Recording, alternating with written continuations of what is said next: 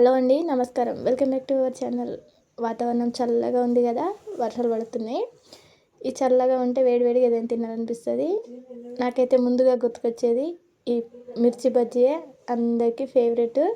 ఇది ఎలా చేసుకుందామో చాలా సింపుల్గా చూసేద్దాం రండి. దానికోసం ముందుగా నేను ఇక్కడ ఒక కప్పు ఇంకో కప్పు సగానికి శనగపిండి తీసుకున్నాను. తర్వాత ఇంకో కప్పుకు సగం బియ్యం పిండి తీసుకొని వేసుకున్నాను. తర్వాత ఒక హాఫ్ టీ స్పూన్ ఓము ఇలా నలిచి వేసుకున్నాను. తర్వాత దీంట్లోకి రుచికి సరిపడా ఉప్పు, కొద్దిగా కారం వేసి ఇది మొత్తం ఇలా కలిసేటట్లు పిండి మొత్తంలో ఇలా కలిపేసుకుంటున్నాను.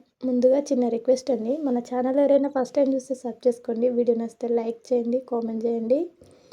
ఇలా పిండి మొత్తం కలిపేసుకొని దీంట్లోకి కొద్దిగా వాటర్ అనేటివి వేసుకోవాలి. ఇలా వాటర్ వేసుకొని నేనైతే ఇలా చేత్తోనే కలుపుకున్నాను. చేత్తో కాకుండా ఒక స్పూన్ ఉంటే స్పూన్తో కూడా కలుపుకోవచ్చు.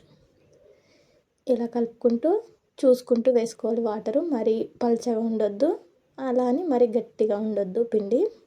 ఇలా కలుపుకున్న తర్వాత దీంట్లోకి కొద్దిగా సోడా వేసి మళ్ళీ ఒకసారి ఇలా కలుపుకొని, కొంచెం గట్టిగా ఉంది కదా, ఇలా ఉండొద్దు మిర్చికి. తర్వాత దీంట్లో కొద్దిగా వాటర్ అనేటివి వేసుకొని పిండి మొత్తాన్ని ఇలా మంచిగా కలుపుకోవాలి.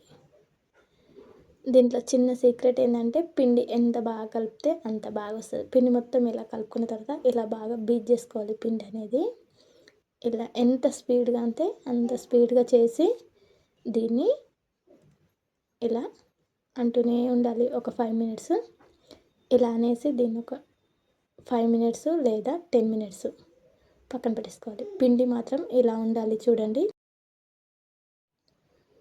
తర్వాత పిండి పక్కన పెట్టేసుకున్న తర్వాత చూడండి, నేను ఇక్కడ కొద్దిగా చింతపండు అనేది నానబెట్టుకున్నాను. చింతపండు నానబెట్టి ఇది ఇలా మొత్తం గుజ్జులాగా తీసి దీంట్లోకి ఓము కచ్చపక్కగా దంచి ఇలా చేత్తో నలిపి వేసుకోవాలి. ఇలా వేసుకున్న తర్వాత ఇలా ఇది మొత్తం కలిసేటట్లు కలిపేసుకొని దీన్ని కూడా పక్కన పెట్టేసుకోవాలి.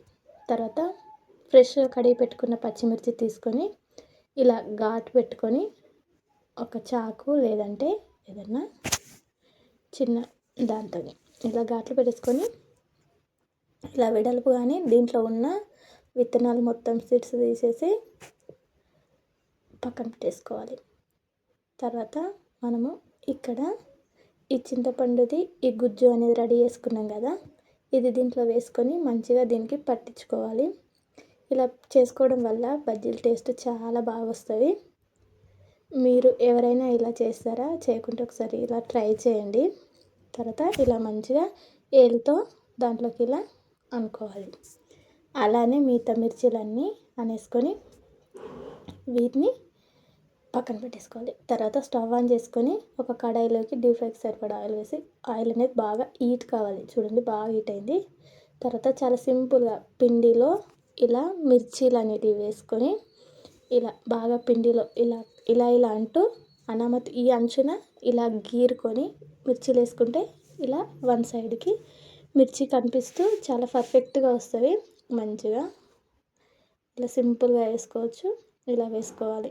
ఇలా అన్నీ నేను వేసేసుకొని తర్వాత ఇవి ఒక 5 మినిట్స్ అట్లా ఆగి మీడియం ఫ్లేమ్లో ఉంచుకోవాలి.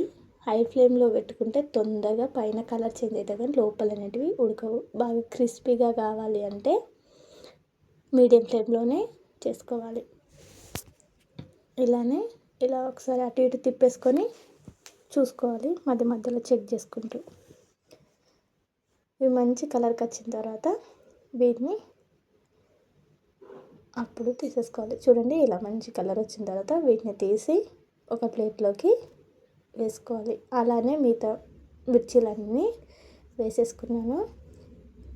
ఇలా వేసేసుకొని నేను జలుబుకి కూడా పనిచేస్తుంది. ఇక్కడ నేను ఫ్రెష్గా ఓమాకు తీసుకున్నాను. ఓం బజ్జీలు చాలా మంచివి పిల్లలకి కానీ పెద్దవాళ్ళకి కానీ.